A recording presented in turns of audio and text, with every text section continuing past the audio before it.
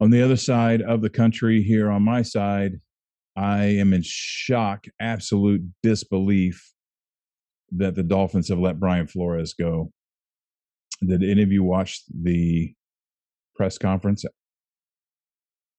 After he was fired? Or after the Yeah, game? after he was fired. No, I did not. With Steve Ross. Did you watch Steve Ross's?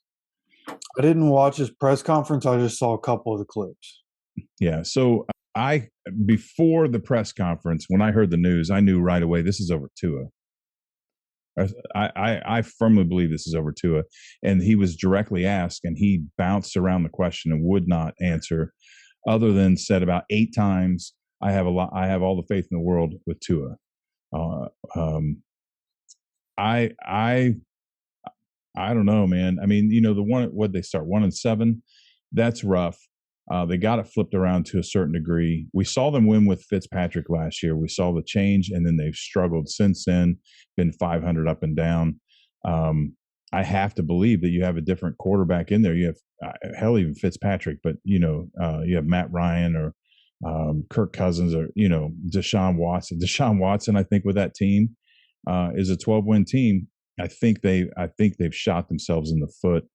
I think they forgot how fucked up things were with Adam Gase. There is what they did, but it sounds like it's a personnel problem, man. To me, either Flores wasn't getting along with the owner and the GM, or he wanted Tua gone, and there was a difference of opinion on Tua.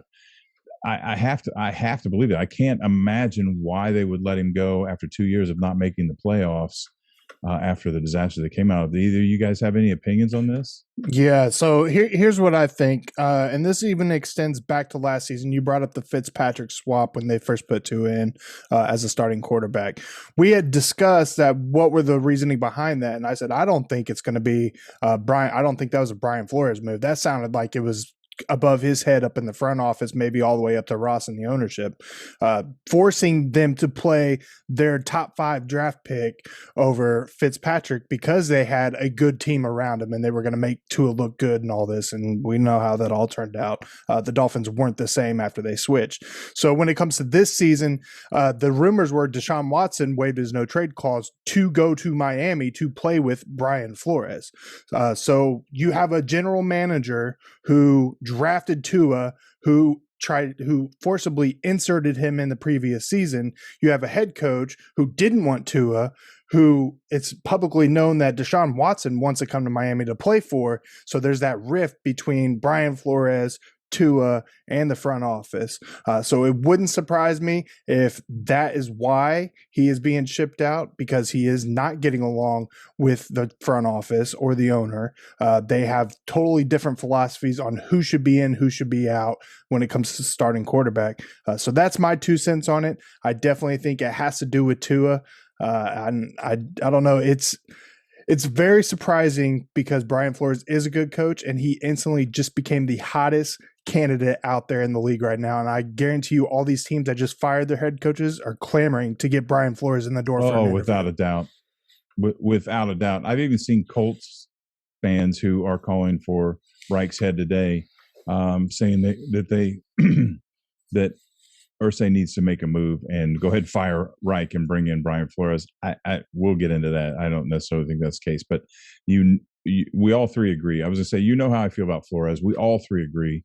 Flores it appears to be a pretty damn good coach. Only time's going to tell, but I agree with you. He'll be hot. So where do you think he goes, Hefe? That I'm not sure of. I'm sure it'll be somewhere where a place he can get along with the GM. That's probably going to be something he's going to worry about, because that's what I've heard is that him and the GM weren't getting along, and it was basically like one guy has to go, and Brian Flores is taking the fall on that one.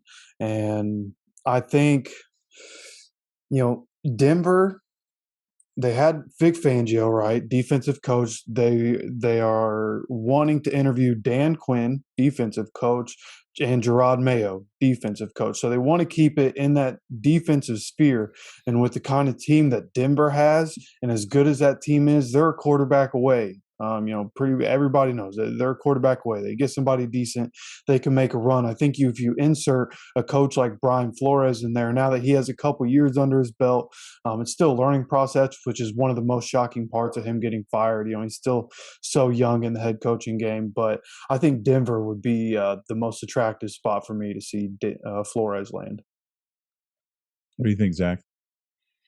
I mean, that's a really good argument. Personally, I think Minnesota would be the best option for a head coach to go to. They have young studs all across the board. They just need a different change in culture, and they're going to get that with the new coach. But as far as teams without a head coach that are ready to win right now, I would put my money on the Minnesota Vikings. So if I was Flores, I'd entertain that. I mean, that's a huge jump to go from Miami to Minnesota. That's but money talks. Look, I live in Southwest Florida for a reason. But if somebody was going to pay me that kind of money, I would move to Minnesota. true. You can really crank your thermostat up, not worry about your monthly bill. That kind of paycheck. The Vikings make sense. So if Flores goes to the Vikings, does Watson follow him? I don't know. It's with the whole legal thing going on with Watson. That's so iffy right now. Yeah.